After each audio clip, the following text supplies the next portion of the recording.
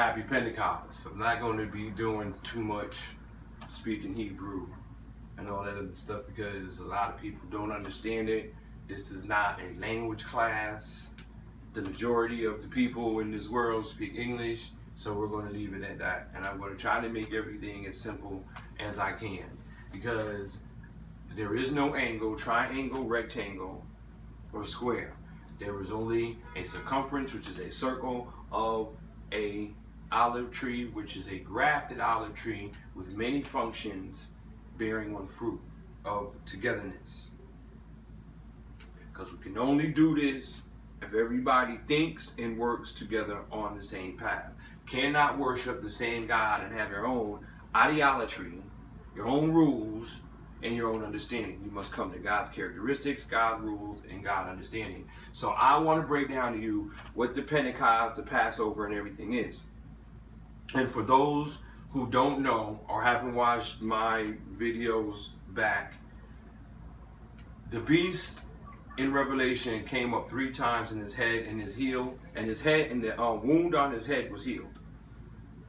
That's a metaphor and a representation for Rome, because in the 1400s and the 1500s and during the 16 and in the beginning of the 1600s, he sat down and tried to change the calendar. He tried to put in Easter, Christmas, and every other paganistic thing. 3 popes did. Gregory got it finished the last time. The 3rd pope got it done. Changed the days, the Sabbath days, whitewashed the holidays, changed everything around to fit their own liking. Characteristics of Satan. With that being said, Passover originally in the Old Testament for the Israelites and the Hebrews was the Exodus of Egypt, a freeing from physical and spiritual bondage. It was a time to be brought out of that bondage and slavery into their freedom.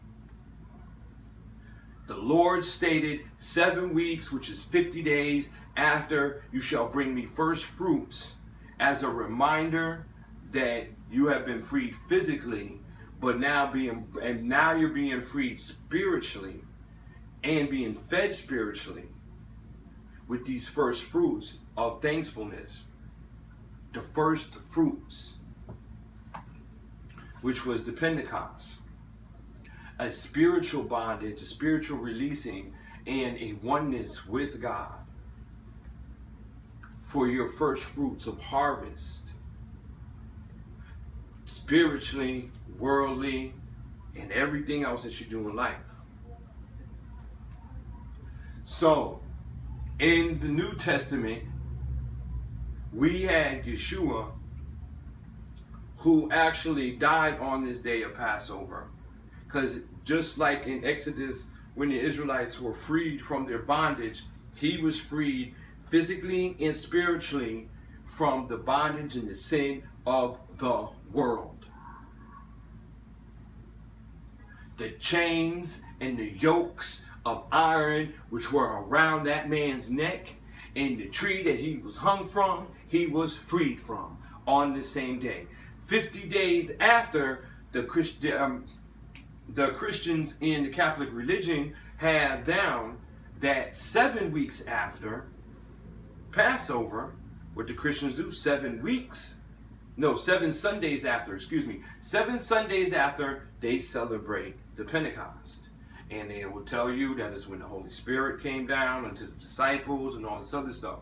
Now, if we go back to the Old Testament and we add it up with the New, because there is no peanut butter without no jelly, you will see that 7 weeks, not 7 Sundays, 7 weeks, 50 days, the disciples were worshiping. The first fruits, they were celebrating. It was a harvest. It was a festival. They were partying. The first fruits, da-da-da-da-da. And the Holy Spirit ascended upon them. So everything is true, except for the dates and the time. And the 7 weeks, which is 50 days, to the 7 Sundays. So, technically, this is the Pentecost. And the Pentecost is the first fruits of harvest, which the disciples did receive the Holy Spirit, and they were celebrating. Their dates did not change. He did not take away from any of the laws, but he only came to fulfill them. Now, where do we see this? For those that can read, it's Leviticus 23, 15 and 16. It states, and from the day on which you bring the sheaves of elevation offering, the day after Sabbath, you shall count down 7 weeks. They must be complete. You must count until the day after the 7th week, 50 days. Then you shall bring an offering of a new grain to the Lord. Numbers 28:26 states, on the day of the first fruits, your feast of weeks, because the Pentecost was a Greek word. The Greeks used Pentecost. The Israelites and the Hebrews called it the Feast of Weeks. The first fruits in the harvest of what, people?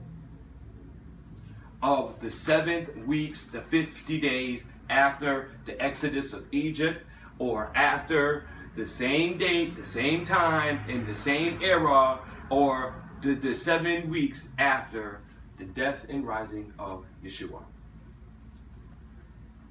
On that day of the first fruits of your feast of weeks, when you bring an offering of new grain into the Lord, the new grain to the Lord, you shall observe a sacred occasion. You shall not work at your occupation. Today, none of the Ashkenazi, none of the Hebrews, none of the Israelites have worked today.